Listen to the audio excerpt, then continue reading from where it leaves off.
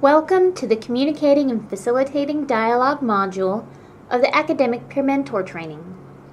We will begin by introducing a few helpful pointers for communication with mentees and supervising faculty. When communicating with mentees, acknowledge your experiences as evidence of challenge and success. It is validating to share challenges and how you can overcome and work through them positively. Also, help mentees achieve academic success by sharing your knowledge and skills. Take a moment to think about your skills and the knowledge you now have that can be shared with others. Share these skills and knowledge while mentoring and leading. You will find you can help lead by sharing unwritten ways of navigating campus life.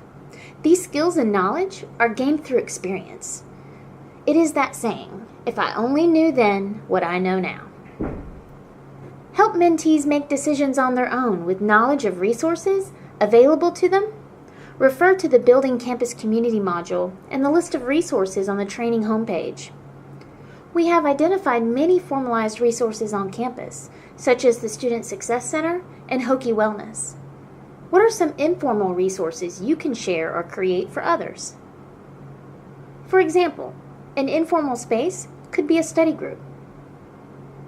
While working with mentees, encourage them to be involved in the Virginia Tech community and to seek out support resources and communicate when they need help. Let's shift perspectives. What are some strategies you should use when communicating with your supervising faculty? Always ask for support when you need it. Talk about challenging experiences. Focus on developing your strengths. Ask for feedback in areas you want to improve, and if you learn something new, share it. Your faculty supervisors can learn from you also. One of the strategies for enhancing communication with and within groups is through facilitated dialogue. Creating inclusive environments is key when the desired outcome is full participation and reflection. Some of the benefits of dialogue are the promotion of active learning, where learners are engaged and participating. Dialogue allows for reflection on and exploration of ideas. Through this reflection and exploration of ideas, individuals begin to recognize and value others' perspectives. When creating opportunities for reflection, take a moment to identify the unique characteristics of both you and the members of your group. Some example questions you can ask to prompt self-awareness in you and your mentee or group of mentees. What do I bring to the conversation? What surprises or challenges me? What behaviors am I most familiar or comfortable with? What behaviors challenge me? These questions can be related to the topic of the discussion, the process of entering into dialogue, or a broader in scope such as connected to campus life. Some do's for facilitating dialogue.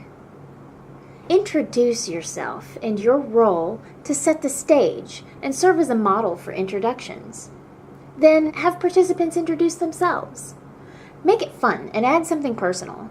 It can be as simple as their favorite campus restaurant. Creating expectations for the group together sets the stage for interactions. You can share your expectations and ask for others to share theirs. Be mindful of barriers to full participation. Examples of barriers could be cultural, social, or experiential. One of the hardest things to facilitate is silence. Be mindful to provide enough time for participants to gather thoughts. A tip to manage silence and not try to fill it yourself is to count to 10 in your head after asking a question. The other side of facilitating dialogue is what not to do. Don't assume what the expectations of participants are. Just ask. Don't convey superiority. Create an equal field for discussion to take place openly. Don't allow dominant voices to control the conversations.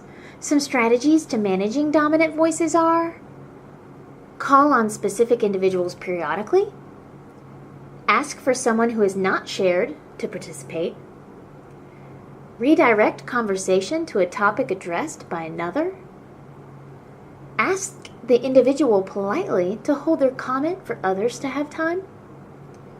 These strategies can be proactive through sharing and creating expectations. Don't discourage other perspectives or counter-arguments. Allow for full exploration of ideas in positive ways. And finally, don't try to be someone else. Be yourself. To wrap it up, let's look at some tips for constructive conversations. Use a whiteboard or flip chart to write comments to refer back to or take notes. Ask follow-up questions as prompts to encourage dialogue. Bring up past statements. Revisit group thoughts. This shows you are listening and encourages further reflection and exploration of ideas. It is okay to not have all the answers. Admit when you don't know. You can bring it back up after asking your faculty supervisor or searching for a good reference to share. And silence is okay. Allow time for thought to get the best conversations going. Facilitating dialogue takes practice. Watch for participant and facilitator behaviors that encourage and discourage active participation while you are serving as a facilitator with your mentees or as a participant in other situations. Find what works best for you and feels natural and practice.